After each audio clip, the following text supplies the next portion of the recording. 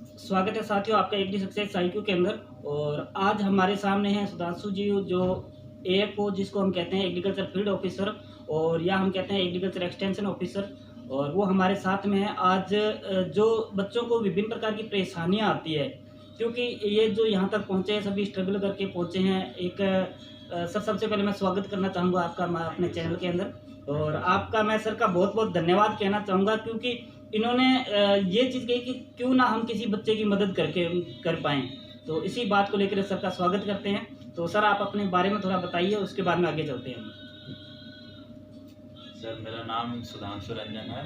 मैं हजारीबाग झारखंड का रहने वाला हूँ और मैंने बीएससी एग्रीकल्चर की degree Birsa agriculture university Ranchi से लिया है। और ये मेरा पहला अटैम्प्ट था और मैंने पहले अटैम्प्ट में सिलेक्शन लिया है एएफओ में। और हम लोग आज यहाँ पे बैठे हुए हैं ताकि हम लोग और भी बच्चों का हेल्प कर सकें सिलेक्शन में। और ये सर का बहुत बहुत धन्यवाद देते हैं कि हमको ये अपॉर्चुनिटी दी है कि इस चैनल के थ्रू हम लोग और भी बच्चों का मदद कर सकें। बिल्कुल सर, आपको सर ने बताया है कि आपके साथ में यहाँ पे जुड़े हैं। और सर, आपको तो बहुत बहुत बधाई, क्योंकि आज और एक दूसरी बात आपको बताना चाहूँगा कि जो कैनरा बैंक की जो पोस्ट का नाम है सर, यहाँ पे एग्रीकल्चर एक्सटेंशन ऑफिसर लिखते, तो कहीं ना कहीं इसमें थोड़ा और ज़्यादा हमें ऐसे होता है, जुड़ाव होता है। एक फील्ड ऑफिसर नाम से एक एक्सटेंशन ऑफिसर, उसमें बहुत ज़्यादा अच्छा रहता है। तो सर, यहाँ पे बच्चों की यही प्रॉब्लम थी। जैसे आज विभिन्न प्रकार के कोचिंग्स हैं, इंस्टीट्यूट है, कोई भी 500-700 से लेकर के 2000 10,000 तक नोट्स बेच रहे हैं और बहुत सारा मटेरियल। उसके बारे में आप क्या कहेंगे सर, जो बच्चों को? देखिए, मैं किसी कोचिंग को बदनाम या उनको कुछ ऐसा बोलना नहीं है, लेकिन हमको ये बोलना है कि जो बच्चे सोचते हैं कि कोचिंग से ही अगर निकल सकता है, तो ये सबसे बड़ी उनकी गलतफहमी है। हम लोग अपने मेहनत से, सेल्फ स्टडी से और थोड़ी सी रिसर्च करें तो आज के डेट में ऑनलाइन सभी कोर्सेज अवेलेबल है। बहुत सारे क्वेश्चंस, बहुत सारे आपके नोट्स जो टेलीग्राम के थ्रू लोगों के पास पहुंचते हैं, वो फ्री ऑफ कॉस्ट आते हैं। तो ये कोचिंग के चक्कर में ना पड़े। अगर कोई चाहता है कि सेल्फ स्टडी से अगर निकालना है तो बेसिकली ये पॉसिबल है। इसमें कोई भी ये संकोच की बात नहीं है, वो खुद से ही कर सकते हैं। जैसे हम और हमारे जो सर है, दोनों ने एएफओ निकाला है, वो कोई कोचिंग के मदद से नहीं निकाला है, खुद से मेहनत की, सेल्फ स्टडी की और थोड़ी रिसर्च से ये पॉसिबल हो पाया। तो ज़रूरी नहीं है कि हम कोचिंग ही लें। सर, जैसे आपने बताया कोचिंग, मैं अपनी बात में, मैंने भी कहीं कोचिंग नहीं लिया, तो आपने शायद कोचिंग नहीं ली होगी, तो इस बारे में बताइए कि कोचिंग का क्या सिस्टम है? सर देखिए, कोचिंग का मटेरियल ऐसा होता है कि वो समंदर होता है और वो सोचते हैं कि वो जो दिए वहीं से सारे क्वेश्चन आए। तो ये तो फैक्ट है कि अगर आप 300 पेज का कोई नोट्स बनाते हो और उससे 2 क्वेश्चन तो डेफिनेटली आएंगे ही आएंगे। लेकिन वो किसी भी बच्चे के लिए पॉसिबल नहीं होता कि 300 पेज का कोई भी एक टॉपिक उसको रिटेन कर पाए एग्जामिनेशन में। तो कोचिंग का यही है कि वो दिखाते हैं कि उन्हीं का क्वेश्चन से सारा मतलब सिलेक्शन हो रहा है, ये हो रहा है। लेकिन बच्चे का कहीं ना कहीं इंटरनल अपना मेहनत होता है और हमें हार्ड वर्क नहीं करना है, हमें स्मार्ट वर्क करना है, तभी सिलेक्शन बहुत ही आसानी से होगा। जी सर, जैसे कि सर बता रहे हैं, आप लोगों को मेहनत करनी होगी और आपको जो है एक्टिव रहना होगा। कहीं न कहीं आपको जो एक विशेषकर हम ये कहते हैं कि मतलब समुद्र में नहीं घुस जाना, आपको हाँ। स्मार्ट वर्क करना। तो आप लोग यहाँ पे सर से ये सीखेंगे, हमें स्मार्ट वर्क करना चाहिए कहीं न कहीं। सर, एक बच्चों की सबसे बड़ी जो अपने एग्रीकल्चर में शायद प्रॉब्लम आप देख रहे हो फेस की, इंग्लिश की प्रॉब्लम होती है। सबसे ज़्यादा जो हमारे बच्चे होते हैं वो इंग्लिश के अंदर रह जाते हैं। और मैं अपनी भी बात करूँ तो मैंने तो अटेम्प्ट किया, मैं इंग्लिश के अंदर हमेशा रह जाता था। और एएफओ की एक ऐसी इंग्लिश जो क्लियर नहीं होती, हालांकि मैंने जितने भी आईबीपीएस, एसबीआई, पीओ वगैरह सब मैंने क्लियर किए हैं, लेकिन एएफओ की इंग्लिश पार नहीं थी। इसके लिए आप क्या कहना चाहेंगे स्टूडेंट्स को? सर, इंग्लिश का तो सिर्फ एकमात्र यही है कि बेसिक फंडा है उसका कि अगर आप सोचोगे कि मेरा ग्रामर बहुत सही हो जाए या बोलोगे कि आप एक एक रूल्स याद कर लें, तो अभी हमारे पास इतने सालों के बाद एक्सपीरियंस नहीं होता है, वो भूल जाते हैं जो बचपन में पढ़े हुए रहते हैं। तो एएफओ की इंग्लिश की एक ही है कि प्रैक्टिस करो, जितना प्रैक्टिस कर सकते हैं। मैं खुद की बात बताऊं तो मैंने जब पहली बार इंग्लिश दिया था तो सबसे ज़्यादा डर मेरे को इंग्लिश में ही लग रहा था कि मैथ्स रीजनिंग तो हो जाएगी, लेकिन इंग्लिश ऐसी चीज़ है जो किसी को समझ में नहीं आती। तो मैंने फिर इधर उधर से बहुत सारा फिर पढ़ना चालू किया, रूल्स पढ़ना चालू किया, तो वो भी फिट नहीं बैठ रहे। तो फिर मैंने प्रैक्टिस स्टार्ट की। मैंने 5 नंबर से 25 नंबर का इंग्लिश का क्वेश्चन होता है, उसमें सबसे पहले मैंने 5 नंबर, मेरे 5 नंबर आए। तो उसके बाद मैं थोड़ा डिसअपॉइंटेड हुआ, लेकिन फिर भी उसी को क्वेश्चंस, जितना आप क्वेश्चन सच बता रहा हूँ कि इंग्लिश का रूल्स के अकॉर्डिंग आप चलोगे तो शायद मुश्किल होगी और थोड़ा डिमोटिवेशन भी होगा, यार रूल्स याद नहीं हो रहे, रूल्स हम लगा नहीं पा रहे। सबसे बेसिकली ये होता है कि हम रूल्स तो पता है, ठीक है, कि ऐसे यहाँ पे ये लगेंगे, बट वो हम अप्लाई नहीं कर पाते हैं, जिसके कारण बच्चों को डिसअपॉइंटेड होता है। तो मेरा एक ही है कि आप लोग को किसी को भी इंग्लिश में प्रॉब्लम हो रहा है तो आप जितना से ज़्यादा क्वेश्चंस बनाएं, जितना से ज़्यादा पैसेज बनाएं, जितने क्वेश्चंस बनाएंगे और उनको बनाने के बाद जो गलतियां हो रही है उसको एनालिसिस सबसे ज़्यादा ज़रूरी है। अगर आपको पता चल गया, क्योंकि देखिए पैटर्न जो एक होता है कि फिक्स होता है, ठीक है, और उनको बनाने का एक एग्जैक्ट तरीका होता है। अब वो हम गलती कर रहे हैं और नेक्स्ट बार उसको एनालिसिस किया कि नहीं ये क्वेश्चंस को इस तरह से बनाना है। तो प्रैक्टिस एंड एनालिसिस आपकी इंग्लिश 15 से 1 महीने में आप देखोगे कि इम्प्रूवमेंट हो रहा है। तो आप प्रैक्टिस और एनालिसिस करके ये मान के चलो कि आपका इंग्लिश में 10 से 12 क्वेश्चंस, 10 से 12 मार्क्स तो 100% आपको आ जाएंगे। जी सर आप जैसे बता रहे हैं इंग्लिश की प्रैक्टिस की, क्योंकि प्रैक्टिस का प्लेटफॉर्म बच्चों को मिल नहीं पाता है। अब जैसे देखते हैं बहुत सारी टेस्ट सीरीज जो लॉन्च की जाती है बच्चों को, तो मैं वो कहीं ना कहीं डीमोटिवेट, कुछ एक टेस्ट सीरीज ऐसी है जो डीमोटिवेट करती है बच्चों, कितनी भी प्रयास करते हैं उनके नंबर नहीं बन पाते।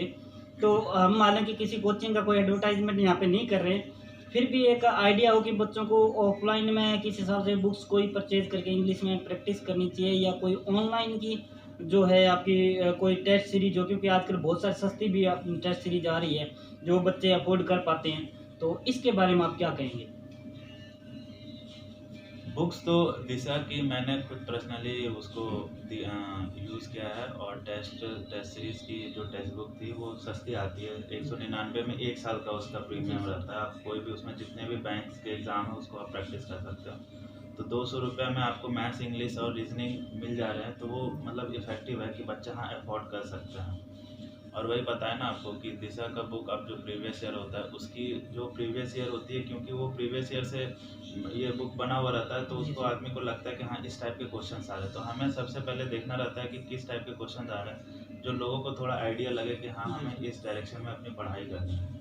और टेक्स्ट बुक क्या है कि उसके जो क्वेश्चंस रहते हैं वो मीडियम, ईजी और टफ तीनों लेवल के वो बनाते हैं, जिसके कारण हमें तीनों तरह की प्रैक्टिस होती है। तो हम मानते हैं कि वो अच्छी प्लेटफॉर्म है जहाँ पे लोग चीप दाम में 199 का उसका सब्सक्रिप्शन आता है 1 साल का, वो भी, और जितने भी बैंक है वो सारे खुल जाते हैं। ऐसा नहीं कि आप AFO के लिए हो तो AFO के लिए ही प्रैक्टिस करो, वो जितने भी IBPS के SO हो, PO हो, और उसके बाद RRB हो गया, SBI होगा, जितने उसके प्लेटफॉर्म है वो सारे आपका अनलॉक हो जाएगा, तो आप मैक्सिमम वहाँ पे प्रैक्टिस कर सकते हो और वो अफोर्डेबल भी होता है। जैसे कि साथियों अभी सुधांशु सर ने बताया है कि जो टेक्स्ट बुक का है, क्योंकि अब सर जैसे कल हम बात कर रहे थे, सर यही बोल रहे थे कि यार जो हमारे एग्रीकल्चर बैकग्राउंड के हैं बहुत ज़्यादा ये कहते हैं हाई फाई फैमिली से नहीं आते हैं, बिल्कुल इकोनॉमिकली उनकी जो हालात होती है वो ज़्यादा अच्छी नहीं होती है, इसी वजह से वो एग्रीकल्चर में आते हैं। सर इस बारे में कल मुझे बता रहे थे कि हमें ऐसा इनिशिएटिव करना चाहिए, और मैं सर के बारे में बताऊँ कि रियली इन्होंने पहल की है। और सर ने मुझे कुछ ये भी बोला कि एग्रीकल्चर का इनके पास, सर के पास कलेक्शन है, अगर जो बच्चे चाहेंगे उनको कलेक्शन जो है बहुत अच्छा कलेक्शन किया हुआ, तो उनके बारे में हम इसमें नीचे आपके दे देंगे डिस्क्रिप्शन में, और एक चैनल बना देंगे, सर का जो कॉन्टैक्ट नंबर है वो भी यहाँ पे दे देंगे। तो सर उसके बारे में आप थोड़ा बताएं, क्योंकि ये एग्रीकल्चर जो बैकग्राउंड है कोई भी हाई फाई फैमिली से बच्चा नहीं लेता है, और सभी एक नॉर्मल फैमिली के बच्चे थे वो एग्रीकल्चर के अंदर आते हैं। तो सर इस बारे में आप बताएं। जैसे कि सर के थ्रू सर ने एक अच्छा इनिशिएटिव लिया है कि एक चैनल यूट्यूब के माध्यम से लोगों को है ना एग्रीकल्चर बच्चों को इंस्पायर कर रहे हैं, और हमेशा बीच में बीच जानकारी देते रहते हैं कि लोगों जो एग्रीकल्चर बच्चे जो हम यहाँ तक पहुँच गए, तो लोग दूसरे बच्चों को भी हम है ना मोटिवेट और उनको ऐसा रिलेवेंट सोर्स प्रोवाइड करें जिससे वो अपना मेहनत करके और तैयारी करके हम लोग के पोजीशन तक पहुँच सकते हैं। तो इसके लिए हम और सर और हमारे कुछ और AFO के जो कैंडिडेट्स हैं, साथी हैं, हमारे दोस्त हैं, हम लोग ने सोचा है कि ऐसा कुछ हम लोग ग्रुप क्रिएट करें या कुछ भी क्रिएट करें जिसके थ्रू हम लोग बच्चों को नोट्स, रेलेवेंट नोट्स प्रोवाइड कर सकें, ये टावर लग दे रहा है, रेलेवेंट नोट्स प्रोवाइड करें और बच्चों को मतलब सही डायरेक्शन दें, क्योंकि बच्चे सब मेहनत कर रहे हैं जो एग्रीकल्चर में हैं, वो सब चाहते हैं कि एक अच्छी गवर्नमेंट जॉब लग जाए। तो हम लोग ने सभी ने बस एक ऐसे डिस्कशन किया है और हम लोग जल्द ही आप लोग तक पहुंचेंगे और आपको हम लोग कोशिश करेंगे कि हम लोग इंडिविजुअली भी आपसे बात करें, क्योंकि जो नीडी है उनका तो हम लोग हमेशा सपोर्ट करेंगे हर चीज़ से। जैसे उनको नोट्स चाहिए हो या कुछ भी चाहिए हो, कोई भी गाइडेंस चाहिए हो, तो हम लोग एक टीम रहेंगे जो हमेशा उन लोग को मदद करने के लिए तैयार रहेंगे। और इसके बारे में सर आगे आप लोग को बताते रहेंगे। बिल्कुल, सर ने कहा है। मैं सर के जो पर्सनल कॉन्टैक्ट नंबर है वो भी आपके डिस्क्रिप्शन में दे दूंगा। आप कभी भी किसी भी समय ऐसे जो उचित समय होता है उस पे आप सर से बात कर सकते हैं, किस हिसाब से प्रिपरेशन करनी चाहिए। और सर आज के समय में जैसे वैकेंसीज देखते हैं 2016 में 3000 के करीब थी, ऐसे धीरे धीरे डिक्रीज हो रही है। और लास्ट ईयर जिसमें हमने एग्ज़ाम क्वालिफाई किया उसमें 485 करीब वैकेंसीज थी। तो कहीं ना कहीं वैकेंसीज बहुत ज़्यादा कम हो रही है और कंपटीशन बढ़ रहा है। तो अब की बार जो पॉसिबिलिटी में हम कट ऑफ के बारे में, क्यों प्री की हाई कट ऑफ जा रही है, तो इसके बारे में बच्चों को क्या कहना चाहेंगे? कट ऑफ के हिसाब से किस हिसाब से वो तैयारी करें? सर सबसे पहले तो मैं जितने भी AFO कैंडिडेट्स हैं जो आने वाले हैं उनको एक सजेशन ज़रूर दूंगा कि सबसे पहले आप प्री का तैयारी करो, क्योंकि सर पहले प्री में 26-27 नंबर कट ऑफ जाते थे और इस साल सबसे ज़्यादा गए हैं 40.8 के लगभग कुछ कट ऑफ थे। तो हम उनको यही बोलेंगे कि अपना एक स्ट्रैटेजी बनाओ। मैथ्स, इंग्लिश और जो रीजनिंग है, इस बार की रीजनिंग सर काफ़ी टफ थी, तो हम उनको बोलेंगे कि एक एनालिसिस करो। और मैं अपना बताऊं तो रीजनिंग में मैंने कुछ एरिया फोकस किया था, जैसे कि हो गया 5 सब्जेक्ट जो होते हैं, जैसे कि पजल्स होता है, सिटिंग अरेंजमेंट होता है और आपका कोडिंग डिकोडिंग होता है, ये रिलेशनशिप होता है, जो ब्लड रिलेशनशिप होता है, उसमें आप देखो कि जो ईजिली बन सके। आप कभी भी है ना वो उसमें फंसने का कोशिश मत करो कि मैं शुरू से ही स्टार्टिंग से ही सिटिंग अरेंजमेंट बना लूँ, शुरू से ही मैं पजल बना लूँ। तो नहीं, हमेशा आप ट्राई करो कि जो आपका जिसमें परफेक्ट हो उसको ट्राई करें ताकि आप फंसे ना। और मैथ्स में भी ऐसा ही है कि जो अरिथमेटिक वाले पार्ट होते हैं वो इजी होते हैं, ऐसा नो डाउट कि अगर टाइम ना मिले तो हम लोग बना ना सकें, लेकिन हमेशा वहाँ पे भी आपको ध्यान रखना है कि आप क्वाड्रेटिक इक्वेशन हो गया, आपका न्यूमेरिकल नंबर सिस्टम हो गया, मिक्सिंग जो होते हैं आते हैं, और आपका DI जो आता है, ये 3-4 मिला के 30 नंबर एग्जैक्ट आपका लेके बैठते हैं। तो उसमें आप है कि इन लोग को बनाइएगा तो आप लगभग 25 से 30 में तो बना ही लेंगे, 25 से एबव, और आपको एक भी कहीं भी आप फंसोगे नहीं। और उधर अरिथमेटिक पार्ट जाओगे कहीं फंस गए तो वो उसका आपका टाइम भी जाएगा और आपका एक ही क्वेश्चन बनेगा वो भी गलत बन सकता है, तो चांसेस रहते हैं। तो आप ये चैप्टर वाइज को अच्छे से देखो और जो इजी वाले पार्ट से सबसे पहले पिक करो, उनको परफेक्ट करो, और उसके बाद जो हार्ड है उनको अटेम्प्ट करना। और उसके बाद ये सारे करने के बाद इस बार तो लगभग 50 के अराउंड रहेंगे, जैसे सीट्स का घट रही है, तो आपको ऐसा कोशिश करना है कि 45 से 50 के बीच हमेशा टेस्ट सीरीज में स्कोर करना है, ताकि आप सेफ जोन पे रहो। क्योंकि 5 मार्क्स तो सर बढ़ेंगे, लास्ट बार 36 था, इस बार 40 हो गया, तो जैसा हम लोग देख रहे हैं इंक्रीमेंट, तो इस बार 45-50 के बीच में रहेगा। और सर मेंस के लिए मैं इतना ही कहूँगा कि हमारा जो एक बेसिक्स बुक है नेमराज सुंडा, जिसको और एक एसेंशियल थी जो अभी आ नहीं रही, और नेमराज सुंडा और अरुण काकन के अलावा मुझे नहीं लगता कि क्वेश्चंस कहीं से आ रहे हैं। तो पहले ये सिस्टम था कि मेंस में 3 पार्ट में आते थे, एक तो आपका स्टैटिक पार्ट जो हमारा नेमराज सुंडा से कवर हो जाएगा, एक करेंट पार्ट जो स्कीम्स कवर करती है। तो बेसिक्स इस बार दो स्कीम से आई थी, एक PM किसान से था और एक फसल बीमा योजना से था क्वेश्चन। तो आप बेसिकली 10-15 जो बेसिक्स जो सबसे पॉपुलर स्कीम्स है वो देख लें, और करंट में तो यही आता है। और आपका नाबार्ड नॉर्म्स भी पहले क्वेश्चंस पूछे गए तो हम लोग इग्नोर नहीं कर सकते, और हमें नाबार्ड नॉर्म से भी कुछ इंपॉर्टेंट जो टॉपिक है, जैसे कि आपका हो गया पॉलिटी हो गया, पिग हो गया, कैटल हो गया, ये सब जो ऑफिस हो गया, इनके कुछ बेसिक्स क्वेश्चंस है जो हमेशा ही आते हैं कहीं ना कहीं क्वेश्चंस में। तो आपको है कि 3 पार्ट अच्छे से मेंस के लिए कवर करना है, नाबार्ड हो गया, करंट हो गया, और स्टैटिक जो आपका नेमराज सुंडा से क्लियर हो जाएगा। जी सर, सबसे बड़ी बात है सर ने आपको एक टॉपिक बता दिया, जो आपके टॉपिक है आपको जो प्री में क्लियर करवा सकते हैं प्री भी, क्योंकि यहाँ पे सबसे एग्रीकल्चर वाले बच्चों को यही, अगर प्री क्लियर हो गया तो मान रहे 60-70% जो है पॉसिबिलिटी है मेंस क्लियर होने की। और सर ने आपको जो है मेंस के लिए भी एग्रीकल्चर की जो बुक्स है नेमराज सुंडा बुक्स के बारे में भी बताया है, और साथ में नाबार्ड नॉर्म्स है उसके बारे में भी। तो आपको क्या है कि बहुत ज़्यादा मैटर नहीं पढ़ना है, आपको ऐसे नहीं कि बहुत ज़्यादा मैटर इकट्ठा कर लें, और आजकल सर यही होता है बच्चों को, जैसे किसी ने बुक सजेस्ट की वो बुक मंगा ली, और नेमराज सुंडा ऑलमोस्ट एग्रीकल्चर का स्टूडेंट है उसके पास मिलेगी जरूर, मिलेगी और उससे ज़्यादा और अरुण कात्यान है वो भी मिलेगी। ये दो बुक से ज़्यादा क्वेश्चन आते भी नहीं है सर आज के डेट में। जी, तो ये 2 बुक्स है। हालांकि वैसे बहुत सारे स्टूडेंट हैं जो तैयारी कर रहे हैं, उन्होंने अरुण कात्यान का जो है वो अच्छे से पढ़ी होगी, और नेमराज सुंडा भी आपने अच्छे पढ़ी है, और सर ने आपको टॉपिक्स बता दिए। क्योंकि हमें कई बार क्या होता है, हमें कालिदास नहीं, जैसे अर्थमेटिक की बात सर ने कही, तो अर्थमेटिक क्या होता है कि अर्थमेटिक को हम ज़्यादातर एग्रीकल्चर वाले बहुत सब कम कर पाते हैं, अर्थमेटिक हमारे से नहीं हो पाती। मैं हमारा ओपिनियन बताऊं तो भी नहीं हो पाती। मैं प्री की बात में सर मेरे 62 नंबर थे प्री के अंदर, तो मतलब अर्थमेटिक को मैं छेड़ नहीं रहा था, तो मैंने रीजनिंग वो की, और रीजनिंग हालांकि टफ थी तो भी ठीक है, स्कोर ठीक कर पाए। तो सर आगे इसके बारे में स्टूडेंटों को लास्ट में आप क्या एडवाइस देना चाहेंगे?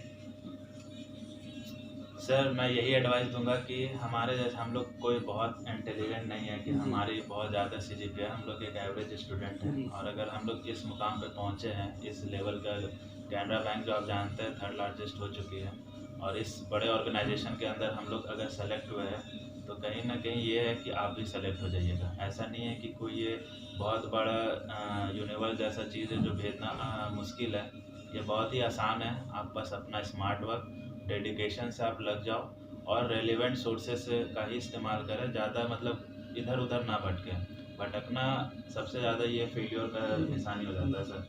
तो इसीलिए बस उन लोग से लास्ट एडवाइस यही है कि आप अच्छे से मेहनत करो, और सर का हमेशा यूट्यूब चैनल है ना, देखते रहो, वो हमेशा वीडियोस डालते रहते हैं और बच्चों को बहुत अच्छा गाइड करते हैं, जिससे आप एक है ना सही डायरेक्शन में आप मेहनत कर सकोगे। तो लास्ट यही है, ऑल द बेस्ट सभी स्टूडेंट को जो तैयारी कर रहे हैं। जी सर ने आपको जितनी भी गाइड दी है, आगे भी सर के मैं नंबर इसमें दे दूंगा, और सर ने जो कलेक्शन किया है एग्रीकल्चर क्वेश्चंस का वो भी आपको प्रोवाइड जो है करवाया जाएगा। अभी हमारी ट्रेनिंग है यहाँ पे चल रही है, और ट्रेनिंग के बाद में आप लोग आराम से सर के नंबर मैं दे दूंगा इसके डिस्क्रिप्शन में, आप लोग सर के साथ पर्सनली कांटेक्ट हो सकते हैं, और केवल वही चीज़ आप पूछिए जो आपको रियल में आपको नीड है, और जो नीडी पर्सन है वो सर के साथ कभी भी जुड़ सकते हैं। और सर की भी एक बहुत अच्छी सोच और बहुत अच्छी पहल है, और हमारा उद्देश्य यही है कि हमारी वजह से अगर किसी भी स्टूडेंट का सिलेक्शन होता है, कोई जो नीडी पर्सन है वो जॉब ले पाता, तो इससे ज़्यादा हमारे लिए और खुशी की बात नहीं हो सकती है। तो दोस्तों आप लगातार बने रहिए हमारे साथ में, और भी साथियों के हम इंट्रोडक्शन आपसे करवाएंगे। तो thank you so much for watching this video.